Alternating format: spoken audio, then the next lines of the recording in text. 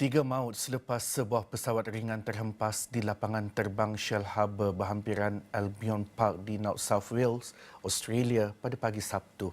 Menurut pihak polis, kejadian sekitar jam 10 pagi waktu tempatan berlaku 85 km di selatan ibu negeri Sydney.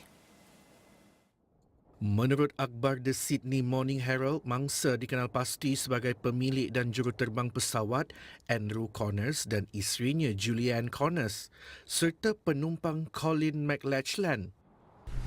The plane has taken off from the tarmac and has got about 30 metres into the air. At that point, witnesses have described the aircraft has then dipped with its left wing coming down and contacting the tarmac. Unfortunately, the plane was then engulfed, and the three people that were on board have all been confirmed as deceased. Yeah, it did disintegrate upon impact with the ground. One wing come off completely, and the rest of the plane was pretty well in the centre of the runway in one piece. It's heavily consumed by fire.